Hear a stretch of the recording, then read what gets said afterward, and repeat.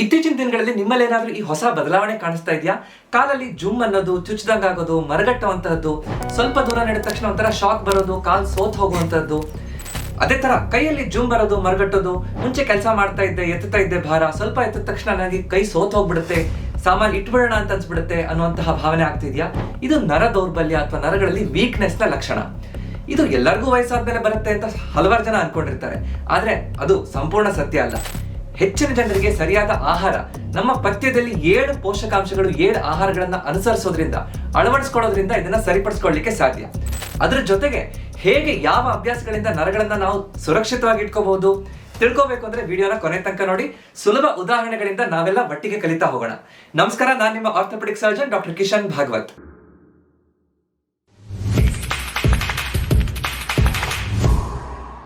ನಾನೊಬ್ಬ ವೈದ್ಯನಾಗಿ ತುಂಬಾ ಕ್ಲಿಯರ್ ಆಗಿ ಏನ್ ಹೇಳ್ಬೋದು ಅಂದ್ರೆ, ಇತ್ತೀಚಿನ ಆಧುನಿಕ ಅಂತ ಹೇಳ್ತಾ ಇರುವಂತಹ ನಾವು ಈ ಜೀವನ ಶೈಲಿಯಲ್ಲಿ ನಮ್ಮ ನರಗಳು ತುಂಬಾ ವೀಕ್ ಆಗ್ತಾ ಹೋಗ್ತಾ ಇದೆ. ಏನ್ ವಿಪರ್ಯಾಸ ನೋಡಿ.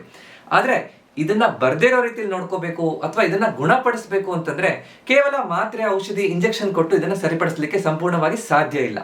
ಅದಕ್ಕಿಂತ ಮುಖ್ಯವಾಗಿ ನಮ್ಮ ಆಹಾರದ ಶೈಲಿ, ನಮ್ಮ ಜೀವನ ಶೈಲಿ ಸರಿಯಾಗಿ, ಡಯಾಬಿಟಿಸ್ ಇದ್ರೆ ಕಂಟ್ರೋಲ್ ಮಾಡುವಂತಹದ್ದು, ಕಾಲಿಗೆ ರಕ್ತ ಸಂಚಾರ ಸರಿ ಮಾಡುವಂತಹದ್ದು, ಕೆಲವೊಂದು ವ್ಯಾಯಾಮ ಮಾಡುವಂತಹದ್ದು, ಇದೆಲ್ಲ ಸರಿಪಡಿಸ್ಕೊಂಡಾಗ ಮಾತ್ರ ನಮ್ಮ ನರಗಳು ಆಕ್ಟಿವ್ ಆಗಿರ್ಲಿಕ್ಕೆ ಸಾಧ್ಯ. ಯಾವ ವಿಟಮಿನ್ಗಳು, ಯಾವ ಆಹಾರಗಳಿಂದ ಇದು ಸಾಧ್ಯ ಅನ್ನೋದನ್ನ ಇವತ್ತು ನೋಡ್ತಾ ಹೋಗೋಣ. ಮೊದಲನೇದು ವಿಟಮಿನ್ B12. ವಿಟಮಿನ್ B12 ಇರುವಂತಹ ಆಹಾರ ನಮ್ಮ ನರಗಳಿಗೆ ಬೇಕೇ ಬೇಕು ಅಂದ್ರೆ ತಪ್ಪಾಗ್ಲಿಕ್ಕಿಲ್ಲ. ಯಾಕಂದ್ರೆ ನಮ್ಮ ನರಗಳಲ್ಲಿ ಇರುವಂತಹ ಮೈಲಿನ್ ಶೀತ್, ಅಂದ್ರೆ ನರ ಅನ್ನುವಂಥದ್ದು ನ್ಯೂರಾನ್ ಅಂತ ಹೇಳ್ತೀವಿ. ಒಂದು ಸೆಲ್ ಬಾಡಿ ಇರುತ್ತೆ, ಇನ್ನೊಂದು ಆಕ್ಸಾನ್ ಅಂತ ಒಂದು ವೈರ್ ತರ ಇರುತ್ತೆ. ಅದ್ರ ಮೇಲ್ಗಡೆ ಇರುವಂತಹ ಇನ್ಸುಲೇಷನ್ ಕವರ್, ಹೇಗೆ ನಮ್ಮ ಕರೆಂಟ್ ವೈರಿಗೆ ಸುತ್ತ ಒಂದು ಪ್ಲಾಸ್ಟಿಕ್ ಕವರ್ ಇರುತ್ತೋ, ಕಾಪರ್ ವೈರ್ ಸುತ್ತ ಪ್ಲಾಸ್ಟಿಕ್ ಕವರ್ ಸರಿಯಾಗಿದ್ರೆ ಕರೆಂಟ್ ಸರಿಯಾಗಿ ಪಾಸ್ ಆಗುತ್ತೆ. ಅದೇ ರೀತಿ ಈ ಮೈಲಿನ್ ಶೀತ್ ಸರಿಯಾಗಿದ್ದಾಗ ಮಾತ್ರ ಕರೆಂಟ್ ನಮ್ಮ ನರಗಳ ಮುಖಾಂತರ ಮೆದುಳಿಂದ ಎಲ್ಲಾ ಅಂಗಾಂಗಗಳಿಗೆ ಸರಿಯಾಗಿ ಹಾದು ಹೋಗ್ತಾ ಇರುತ್ತೆ. ವಿಟಮಿನ್ B12 ಕೊರತೆ ಇದ್ದಾಗ ಈ ಮೈಲಿನ್ ಶೀತ್ ಸರಿಯಾಗಿ ಉತ್ಪತ್ತಿ ಆಗೋದಿಲ್ಲ, ಅದರಲ್ಲಿ ಮಧ್ಯೆ ಮಧ್ಯೆ ಬ್ರೇಕ್ ಆಗುತ್ತೆ. ಅವಾಗ ಶಾರ್ಟ್ ಸರ್ಕ್ಯೂಟ್ ಆದಾಗಿ ಕೈ ಕಾಲುಗಳಲ್ಲೆಲ್ಲ ಜುಮ್ ಬರೋದು, ಮರಗಟ್ಟುವಂಥದ್ದು, ಮುಟ್ಟಿದ್ ಗೊತ್ತಾಗಲ್ಲ, ನರಗಳು ನಿಧಾನವಾಗಿ ವೀಕ್ ಆಗ್ತಾ ಹೋಗುತ್ತೆ. ವಿಟಮಿನ್ B12 ನಮ್ಮ ಕೋಶಗಳಲ್ಲಿರುವಂತಹ DNA-ಗೂ ಬಹಳ ಮುಖ್ಯ. ನಮ್ಮ ರಕ್ತ ಸಂಚಾರ ಚೆನ್ನಾಗಾಗಬೇಕು, ರಕ್ತದಲ್ಲಿ ಹಿಮೋಗ್ಲೋಬಿನ್ ಪ್ರಮಾಣ ಸರಿ ಇರಬೇಕು ಅಂದ್ರೂ ಕೂಡ ವಿಟಮಿನ್ B12 ಬೇಕೇ ಬೇಕು. ಆದ್ರೆ ಈಗಿನ ನಮ್ಮ ಆಹಾರದ ಪದ್ಧತಿಯಲ್ಲಿ ವಿಟಮಿನ್ B12 ನಾವು ಸರಿಯಾಗಿ ತಗೋತಾ ಇದ್ದೀವಾ ಪ್ರಶ್ನೆ ಮಾಡಿ ನೋಡ್ಕೋಬೇಕು. ವಿಟಮಿನ್ B12 ನಮಗೆ ಮುಖ್ಯವಾಗಿ ಮಾಂಸಾಹಾರದಲ್ಲಿ ಸಿಗುತ್ತೆ, ಮೊಟ್ಟೆಯಲ್ಲಿ ಸಿಗುತ್ತೆ, ಮೀನಲ್ಲಿ ಸಿಗುತ್ತೆ, ಚಿಕನ್ ಇದರಲ್ಲಿ ಸಿಗುತ್ತೆ. ಸಸ್ಯಾಹಾರ ಮೂಲದವ್ರಿಗೆ ಹಾಲು, ಹಾಲಿನ ಪದಾರ್ಥಗಳಿಗೆ ಸ್ವಲ್ಪ ಮಟ್ಟಿಗೆ ಈ ವಿಟಮಿನ್ B12 ಸಿಗುತ್ತೆ.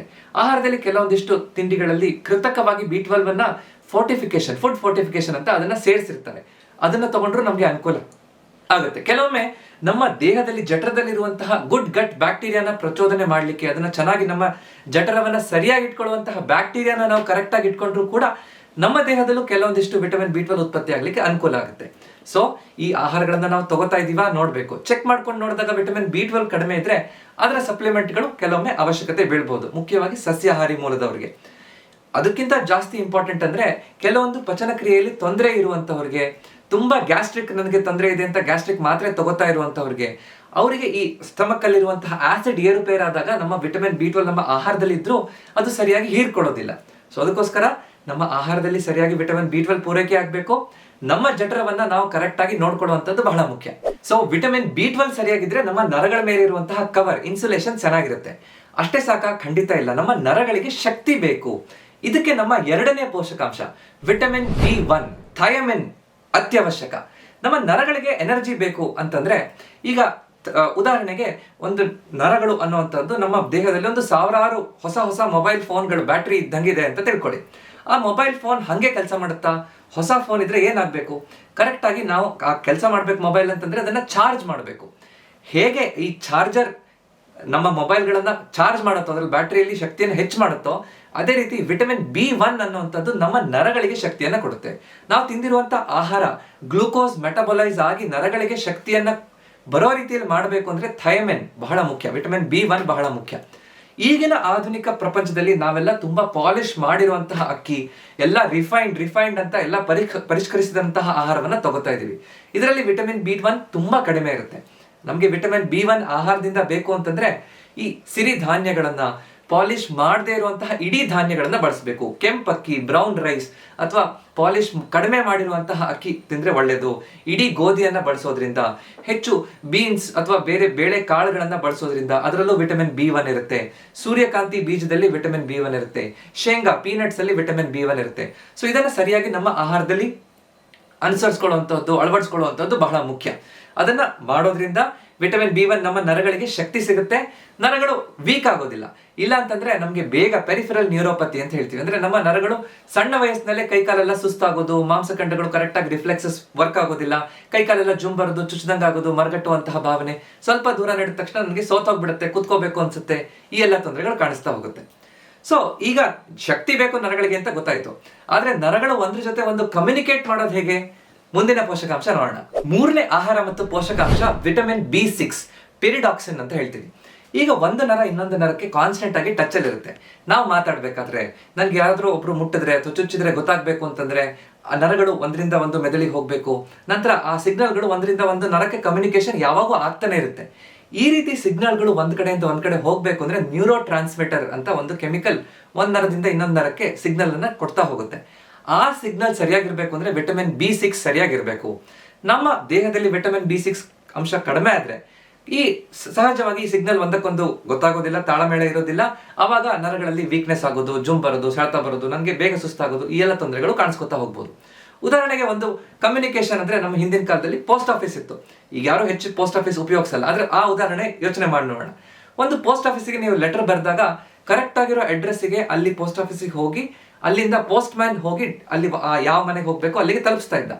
ಆದ್ರೆ ಪೋಸ್ಟ್ ಮ್ಯಾನ್ ಸರಿ ಕೆಲಸ ಮಾಡ್ಲಿಲ್ಲ ಅಥವಾ ಪೋಸ್ಟ್ ಮ್ಯಾನೇ ಇರ್ಲಿಲ್ಲ ಅಂದ್ರೆ ಆ ಲೆಟರ್ ಅಲ್ಲಿ ಹೋಗಿ ತಲುಪಲ್ಲ, ಅಥವಾ ಅದು ಕಳೆದು ಹೋಗ್ಬೋದು, ಅಥವಾ ಸರಿಯಾಗಿ ಪೋಸ್ಟ್ ಮ್ಯಾನ್ ಕೆಲಸ ಮಾಡ್ಲಿಲ್ಲ ಅಂದ್ರೆ ಬೇರೆ ಕಡೆ ಹೋಗ್ಬೋದು. ಸೊ ಪಿರಿಡಾಕ್ಸಿನ್ ಇಲ್ಲ ಆಹಾರದಲ್ಲಿ ಅಂದ್ರೆ ನರಗಳಲ್ಲಿ ಸಿಗ್ನಲ್ ಎಲ್ಲೆಲ್ಲೋ ಹೋಗಿ ನಮ್ಗೆ ದೇಹದಲ್ಲಿ ಈ ನರಗಳು ಸರಿಯಾಗಿ ಕೆಲಸ ಮಾಡೋದಿಲ್ಲ.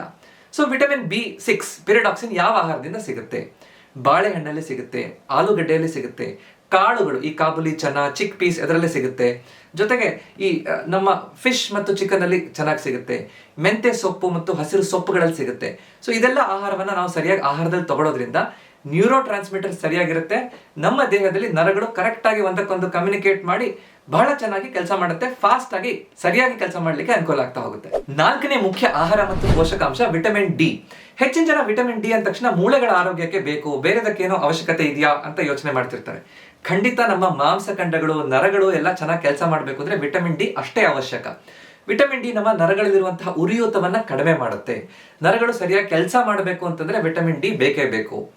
ಇದು ಸೂರ್ಯನ ಕಿರಣದಿಂದ ಫ್ರೀ ಆಗಿ ನಮಗೆ ಸಿಗುತ್ತೆ. ಸನ್ಶೈನ್ ವಿಟಮಿನ್ ಅಂತ ಹೇಳ್ತೀವಿ.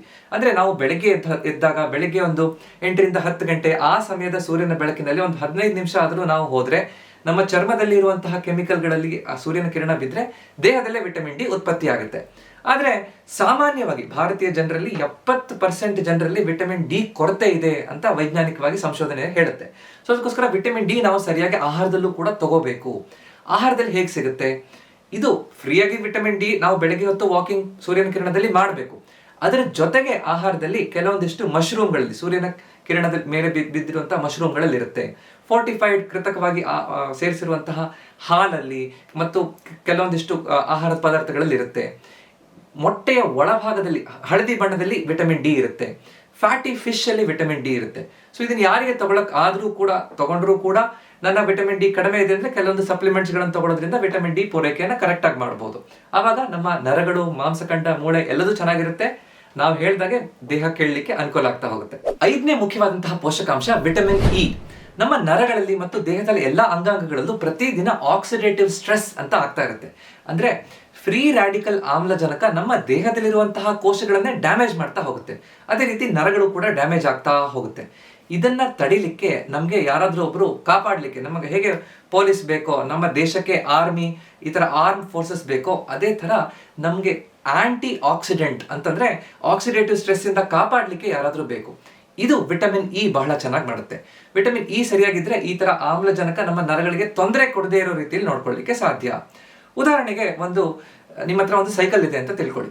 ಸೈಕಲ್ ಅನ್ನ ನೀವು ಮಳೆಲೆ ದಿನ ಬೆಳಿಗ್ಗೆ ಸಂಜೆ ಎಲ್ಲ ನಿಲ್ಸಿಟ್ಬಿಟ್ರೆ ನಿಧಾನವಾಗಿ ಅದು ತುಕ್ಕು ಹಿಡಿತಾ ಬರುತ್ತೆ ಅಥವಾ ಸೈಕಲ್ ಹಾಳಾಗ್ತಾ ಹೋಗುತ್ತೆ. ಅದೇ ಸೈಕಲ್ಗೆ ನೀವು ಸರಿಯಾಗಿ ಒಂದು ಪ್ರೊಟೆಕ್ಟಿವ್ ಕೋಟಿಂಗ್ ಲೇಯರ್ ಪೇಂಟ್ ಮಾಡಿ ಅಥವಾ ಪ್ರೊಟೆಕ್ಟಿವ್ ಲೇಯರ್ ಹಾಕಿ ಅದನ್ನ ನೀವು ಬಿಸಿಲಲ್ಲಿ ಅಥವಾ ಮಳೆಯಲ್ಲಿ ಇಟ್ಟರು ಕೂಡ ಅದು ಅಷ್ಟು ಬೇಗ ಹಾಳಾಗಲ್ಲ. ಅದೇ ತರ ವಿಟಮಿನ್ ಇ ನಮ್ಮ ನರಗಳಿಗೆ ಪ್ರೊಟೆಕ್ಟ್ ಮಾಡುತ್ತೆ. ಸೊ ವಿಟಮಿನ್ ಇ ನಮ್ಮ ಆಹಾರದಲ್ಲಿ ಹೇಗೆ ಸಿಗುತ್ತೆ ಯೋಚನೆ ಮಾಡಿ ನೋಡೋಣ. ಬೆಳಿಗ್ಗೆ ಹೊತ್ತು ನಾವು ಒಂದು 3-4 ಬಾದಾಮ್ ತಿನ್ನೋದ್ರಿಂದ, ಆಲ್ಮಂಡ್ಸ್, ಇದರಲ್ಲಿ ವಿಟಮಿನ್ ಇ ಚೆನ್ನಾಗಿ ಸಿಗುತ್ತೆ.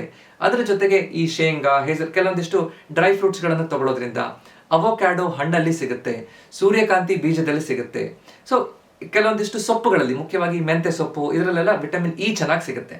ಸೊ ಇದೊಂದು ಒಳ್ಳೆ ಆಂಟಿ ಆಕ್ಸಿಡೆಂಟ್. ಇದನ್ನ ಸರಿಯಾಗಿ ತಗೊಳ್ಳೋದ್ರಿಂದ ನಮ್ಮ ನರಗಳಲ್ಲಿ ಡ್ಯಾಮೇಜ್ ಆಗದೆ ಇರೋ ರೀತಿಯಲ್ಲಿ ನಾವು ನೋಡ್ಕೊಳ್ಳಿಕ್ಕೆ ಸಾಧ್ಯ. 6ನೇ ಮುಖ್ಯವಾದಂತಹ ಪೋಷಕಾಂಶ ಒಮೆಗಾ 3 ಫ್ಯಾಟಿ ಆಸಿಡ್ಸ್. ಆರೋಗ್ಯಕರ ಕೊಬ್ಬಿನಂಶ ನಮ್ಮ ಆಹಾರದಲ್ಲಿ ಬೇಕೇ ಬೇಕು. ಆಶ್ಚರ್ಯ ಆಗುತ್ತೆ, ಕೊಬ್ಬು ಅಂದ ತಕ್ಷಣ ನಮಗೆ ಇದು ಡೇಂಜರ್, ಇದನ್ನು ಕಡಿಮೆ ಮಾಡಬೇಕು ಅಂತ ಹೆಚ್ಚಿನ ಜನ ಅನ್ಕೊಂಡಿರ್ತಾರೆ. ಆದ್ರೆ ಈ ಒಮೆಗಾ 3 ಫ್ಯಾಟಿ ಆಸಿಡ್ಸ್, ಮುಖ್ಯವಾಗಿ DHA, ಡೊಕೊಸಾ ಹೆಕ್ಸನೋಯಿಕ್ ಆಸಿಡ್ ಅಂತ, ಅಥವಾ EPA ಇರುವಂತಹ ಒಮೆಗಾ 3 ಫ್ಯಾಟಿ ಆಸಿಡ್ಸ್ ನಮ್ಮ ಆರೋಗ್ಯಕ್ಕೆ, ಮುಖ್ಯವಾಗಿ ನಮ್ಮ ನರಗಳ ಮೇಲೆ ಇರುವಂತಹ ಸೆಲ್ ಮೆಂಬ್ರೇನ್ ಕವರಿಂಗ್ ಚೆನ್ನಾಗಿರ್ಬೇಕು ಅಂದ್ರೆ ಬೇಕೇ ಬೇಕು. ಈಗ ಒಂದು ವೈರ್ ಬಗ್ಗೆ ಮಾತಾಡಿದ್ವಿ. ವೈರ್ ಚೆನ್ನಾಗಿರ್ಬೇಕು ಅಂದ್ರೆ ಅದರ ಹೊರಗಡೆ ಇರುವಂತಹ ಕವರಿಂಗ್ ಚೆನ್ನಾಗಿರ್ಬೇಕು. ಈ ಸೆಲ್ ಮೆಂಬ್ರೇನ್ ನರಗಳ ಮೇಲೆ ಚೆನ್ನಾಗಿತ್ತು ಅಂತಂದ್ರೆ ನರಗಳು ಬಹಳ ಚೆನ್ನಾಗಿ ಆಕ್ಟಿವ್ ಆಗಿ ಸರಿಯಾಗಿ ಕೆಲಸ ಮಾಡ್ಲಿಕ್ಕೆ ಅನುಕೂಲ ಆಗುತ್ತೆ. ಸೊ ಇದು ನಮ್ಮ ಆಹಾರದಲ್ಲಿ ಹೇಗೆ ಸಿಗುತ್ತೆ? ಮಾಂಸಾಹಾರ ತಿನ್ನುವಂತವರಿಗೆ ಫ್ಯಾಟಿ ಫಿಶ್ ಗಳಲ್ಲಿ ಈ ಒಮೆಗಾ 3 ಫ್ಯಾಟಿ ಆಸಿಡ್ಸ್ ತುಂಬಾ ಚೆನ್ನಾಗಿ ಸಿಗುತ್ತೆ. ನೀವು ಮಾಂಸಾಹಾರ ತಗೊಳ್ಳಲ್ಲ, ನನಗೆ ಹೇಗೆ ಸಿಗುತ್ತೆ?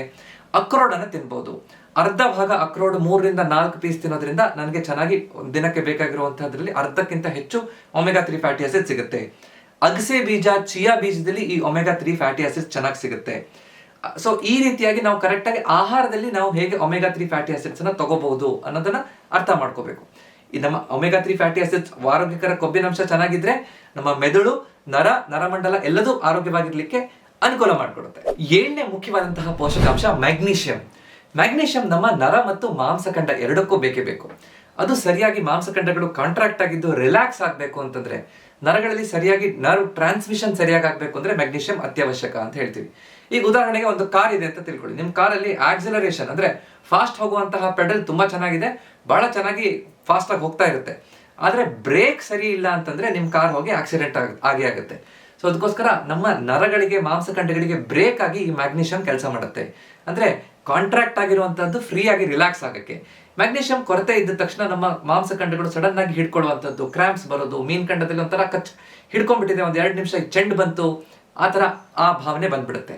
ಅದ್ರ ಜೊತೆಗೆ ನರಗಳಲ್ಲಿ ಈ ಟ್ರಾನ್ಸ್ಮಿಷನ್ ಸರಿಯಾಗಿ ಆಗೋದಿಲ್ಲ, ನರಗಳು ಕೂಡ ರಿಲ್ಯಾಕ್ಸ್ ಆಗ್ಲಿಕ್ಕೆ ಸಾಧ್ಯ ಆಗೋದಿಲ್ಲ. ಸೊ ಮ್ಯಾಗ್ನೀಷಿಯಂ ಕೂಡ ನಮ್ಮ ಆಹಾರದಲ್ಲಿ ಬೇಕೇ ಬೇಕು. ಮ್ಯಾಗ್ನೀಷಿಯಂ ನಮಗೆ ಬಹಳ ಚೆನ್ನಾಗಿ ಕುಂಬಳಕಾಯಿ ಬೀಜದಲ್ಲಿ ಸಿಗುತ್ತೆ. ಅದರ ಜೊತೆಗೆ ನಮಗೆ ಸೊಪ್ಪುಗಳಲ್ಲಿ, ಹಸಿರು ಸೊಪ್ಪುಗಳಲ್ಲಿ ಸಿಗುತ್ತೆ. ನಾವು ಡ್ರೈ ಫ್ರೂಟ್ಸ್ಗಳಲ್ಲಿ ತಗೊಂಡ್ರೆ ಈ ಗೇರ್ ಬೀಜದಲ್ಲಿ ಸಿಗುತ್ತೆ, ಬಾದಾಮಲ್ಲಿ ಸಿಗುತ್ತೆ, ಈ ಬ್ಲ್ಯಾಕ್ ಬೀನ್ಸ್ ಅಲ್ಲಿ ಸಿಗುತ್ತೆ, ಡಾರ್ಕ್ ಚಾಕ್ಲೇಟ್ ಅಲ್ಲಿ ಸಿಗುತ್ತೆ. ಸೊ ಇದೆಲ್ಲದನ್ನು ಸ್ವಲ್ಪ ಸ್ವಲ್ಪ ಇತಿಮಿತಿಯಲ್ಲಿ ನಾವು ಆಹಾರದಲ್ಲಿ ತಗೊಂಡ್ರೆ ನಮ್ಮ ಮ್ಯಾಗ್ನೀಷಿಯಂ ಪೂರೈಕೆ ಆಗ್ಲಿಕ್ಕೆ ಸಾಧ್ಯ ಆಗುತ್ತೆ. ಕೇವಲ ಈ 7 ಪೋಷಕಾಂಶಗಳಿಂದ ನಮ್ಮ ನರಗಳ ಆರೋಗ್ಯ ಕಾಪಾಡ್ಕೊಳ್ಳಿಕ್ಕೆ ಸಾಧ್ಯನಾ? ಅದರ ಜೊತೆಗೆ ಯಾವ ಅಭ್ಯಾಸಗಳನ್ನ ನಾವು ಸರಿಯಾಗಿ ರೂಢಿಸ್ಕೋಬೇಕು ಅದನ್ನು ಕೂಡ ಅರ್ಥ ಮಾಡ್ಕೊಳ್ಳೋಣ. ಈ ಒಳ್ಳೆಯ ಆಹಾರಗಳ ಜೊತೆಗೆ ನಾವು ಸರಿಯಾದ ರೀತಿಯಲ್ಲಿ ನಮ್ಮ ದೇಹದಲ್ಲಿರುವಂತಹ ಬ್ಲಡ್ ಶುಗರ್ ಅನ್ನ ಮೇಂಟೈನ್ ಮಾಡಬೇಕು. ಡಯಾಬಿಟಿಸ್ ಇರೋರಿಗೆ ಈ ನರ ದೌರ್ಬಲ್ಯ ಹೆಚ್ಚು.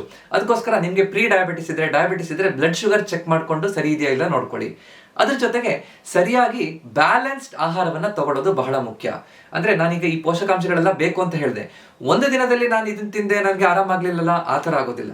ಸತತವಾಗಿ ರೆಗ್ಯುಲರ್ ಆಗಿ ನಾವು ಕರೆಕ್ಟ್ ಆಗಿ ಬ್ಯಾಲೆನ್ಸ್ಡ್ ಆಹಾರವನ್ನ ತಗೊಂಡ್ರೆ ಮಾತ್ರ ಸರಿಯಾಗಿ ನಮ್ಮ ನರಗಳು ಆರೋಗ್ಯವಾಗಿರುತ್ತೆ. ಬೇಕಾಗಿರುವಂತಹ ಎಲ್ಲಾ ಮೈಕ್ರೋ ನ್ಯೂಟ್ರಿಯೆಂಟ್ಸ್, ವಿಟಮಿನ್ಸ್ಗಳು, ಮಿನರಲ್ಸ್ಗಳು ಇರುವಂತಹದ್ದು, ಹೆಚ್ಚು ನಾರಿನ ಅಂಶ ಇರುವಂತಹದ್ದು, ಪ್ರೋಟೀನ್ ಆಹಾರ ಸರಿಯಾದ ರೀತಿಯಲ್ಲಿ ಬ್ಯಾಲೆನ್ಸ್ ಅಲ್ಲಿ ತಗೊಳ್ಳುವಂತದ್ದು ಬಹಳ ಮುಖ್ಯ. ಅದ್ರ ಜೊತೆಗೆ ಚೆನ್ನಾಗಿ ನೀರು ಕುಡಿಬೇಕು, ಸರಿಯಾಗಿ ವ್ಯಾಯಾಮ ಮಾಡಬೇಕು. ಇದೆಲ್ಲದೂ ಇದ್ದಾಗ, ವ್ಯಾಯಾಮ ಮಾಡಿ ಸರಿಯಾಗಿ ನೀರು ಕುಡಿದಾಗ ನಮ್ಮ ಎಲ್ಲ ನರಗಳಿಗೆ, ಮಾಂಸಖಂಡಗಳಿಗೆ ರಕ್ತ ಸಂಚಾರ ಚೆನ್ನಾಗಿರುತ್ತೆ. ಮಾಂಸಖಂಡಗಳು ಸರಿಯಾಗಿ ಕಾಂಟ್ರಾಕ್ಟ್ ಮಾಡ್ಲಿಕ್ಕೆ ಅನುಕೂಲ ಆಗುತ್ತೆ. ಅದ್ರ ಜೊತೆಗೆ ಆರಾಮಾಗಿ 7 ತಾಸಾದ್ರೂ ನಿದ್ದೆಯನ್ನ ಮಾಡಬೇಕು. ನಿದ್ದೆ ಸರಿಯಾಗಿ ಮಾಡಿದಾಗ ನಮ್ಮ ನರಗಳು ತನ್ನಿಂತಾನೇ ರಿಪೇರ್ ಮಾಡ್ಕೊಳ್ಳಿಕ್ಕೆ ಅನುಕೂಲ ಆಗುತ್ತೆ. ಸೊ ಇದೆಲ್ಲದ್ರ ಜೊತೆಗೆ ನಾವು ಕಾಲಕ್ಕೆ ರಕ್ತ ಪರೀಕ್ಷೆಯನ್ನ ಮಾಡಿಸ್ಕೊಂಡು ಡಾಕ್ಟರ್ ಹತ್ರ ಹೋಗಿ ಮೆಡಿಕಲ್ ಚೆಕಪ್ ಅನ್ನ ಮಾಡಿಸ್ಕೊಳ್ಳೋದನ್ನ ನಾವು ಮರಿಬಾರ್ದು. ಮುಖ್ಯವಾಗಿ 40-45 ವರ್ಷದ ನಂತರ ವರ್ಷಕ್ಕೊಮ್ಮೆ ಆದ್ರೂ ಹೆಲ್ತ್ ಚೆಕಪ್ ಅನ್ನ ಮಾಡೋದ್ರಿಂದ ಅನುಕೂಲ ಆಗುತ್ತೆ ಅಂತ ವೈಜ್ಞಾನಿಕವಾಗಿ ಅದು ಪ್ರೂವ್ ಆಗಿದೆ.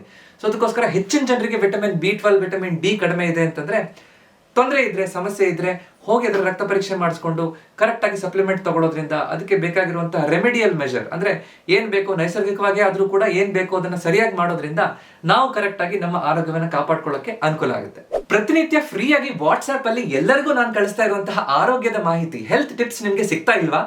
ನೀವು ಈಗಲೇ ಡಿಸ್ಕ್ರಿಪ್ಷನ್ ಮತ್ತು ಪಿನ್ ಕಾಮೆಂಟ್ ಅಲ್ಲಿ ಕೊಟ್ಟಿರುವಂತಹ ವಾಟ್ಸ್ಆಪ್ ಗ್ರೂಪ್ಗಳಿಗೆ ಸೇರ್ಕೊಳ್ಳಿ. ಪ್ರತಿದಿನ ಫ್ರೀಯಾಗಿ ನನ್ನಿಂದ ಒಂದು 20-30 ಸೆಕೆಂಡ್ ಅಲ್ಲೇ ಓದ್ಲಿಕ್ಕೆ ಆಗುವಂತಹ ಒಂದು ಸುಲಭವಾದಂತಹ ಇಂಪ್ಲಿಮೆಂಟ್ ಮಾಡಕ್ ಆಗುವಂತಹ ಒಂದು ಹೆಲ್ತ್ ಟಿಪ್ ಅನ್ನ ನೀವು ನೋಡ್ಬೋದು. ಪ್ರತಿದಿನ ನಿಮ್ಗೆ ಸಿಗುತ್ತೆ ಅದು.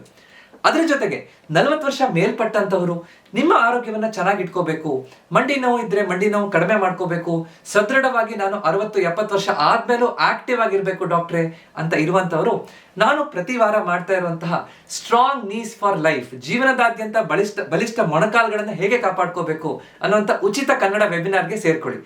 ಆ ಲಿಂಕ್ ಡಿಸ್ಕ್ರಿಪ್ಷನ್ ಅಲ್ಲಿದೆ, ಈಗಲೇ ರಿಜಿಸ್ಟರ್ ಮಾಡಿ. ಸೊ ನಾವು ಮಾಡ್ತಾ ಇರುವಂತಹ ಪ್ರತಿಯೊಂದು ಮೂವ್ಮೆಂಟ್, ನಾವು ಮಾಡ್ತಾ ಇರುವಂತಹ ಪ್ರತಿಯೊಂದು ಕೆಲಸಕ್ಕೂ ನಮ್ಮ ನರಗಳ ಆರೋಗ್ಯ ಬಹಳ ಮುಖ್ಯ. ಅದನ್ನ ಚೆನ್ನಾಗಿ ಕಾಪಾಡ್ಕೊಳ್ಳೋಕೆ ಹೇಗೆ ಆಹಾರದಿಂದ ಸಾಧ್ಯ ಅನ್ನೋದನ್ನ ನಾವು ಅರ್ಥ ಮಾಡ್ಕೊಂಡ್ವಿ. ಅದರ ಜೊತೆಗೆ ಯಾವ ಅಭ್ಯಾಸಗಳು ಕೂಡ, ಒಳ್ಳೆ ಹ್ಯಾಬಿಟ್ಸ್ಗಳು ಕೂಡ ಬೇಕು ಅನ್ನೋದನ್ನು ಕೂಡ ತಿಳ್ಕೊಂಡಿದೀವಿ. ಸೊ ಈ ವಿಡಿಯೋ ನಿಮ್ಗೆ ಇಷ್ಟ ಆಗಿದ್ರೆ ದಯವಿಟ್ಟು ಇದನ್ನ ಲೈಕ್ ಮಾಡಿ ಮತ್ತು ನಿಮ್ಮ ಫ್ಯಾಮಿಲಿ ಗ್ರೂಪ್ಗಳಲ್ಲಿ ಹಂಚ್ಕೊಳ್ಳಿ. ಯಾಕಂದ್ರೆ ಆರೋಗ್ಯದ ಮಾಹಿತಿ ಬೇರೆಯವರಿಗೆ ಹಂಚೋದ್ರಿಂದ ನೀವು ಸೇವೆ ಮಾಡಿದಾಗುತ್ತೆ. ಅದ್ರ ಜೊತೆಗೆ ನಿಮ್ಮ ಆರೋಗ್ಯದ ಬದ್ಧತೆ ಕೂಡ ಹೆಚ್ಚಾಗುತ್ತೆ. ನೀವಿನ್ನು ನನ್ನ ಸುಲಭವಾಗಿ ನಾನು ಕನ್ನಡದಲ್ಲಿ ಹೇಳ್ಕೊಡ್ತಾ ಇರುವಂತಹ ಆರೋಗ್ಯದ ವಿಷಯಗಳನ್ನ ತಿಳಿಸ್ತಾ ಇರುವಂತಹ ಈ ಚಾನೆಲ್ಗೆ ಸಬ್ಸ್ಕ್ರೈಬ್ ಮಾಡಿಲ್ಲ ಅಂದ್ರೆ ದಯವಿಟ್ಟು ಸಬ್ಸ್ಕ್ರೈಬ್ ಮಾಡ್ಕೊಳ್ಳಿ. ಯಾಕಂದ್ರೆ ನಮ್ಮ ಆರೋಗ್ಯ ನಮ್ಮ ಕೈಲಿದೆ, ಅದನ್ನು ಸರಿಯಾಗಿ ಇಟ್ಕೊಳ್ಳುವಂತಹದ್ದು ನಮ್ಮ ಕರ್ತವ್ಯ. ನಮಸ್ಕಾರ.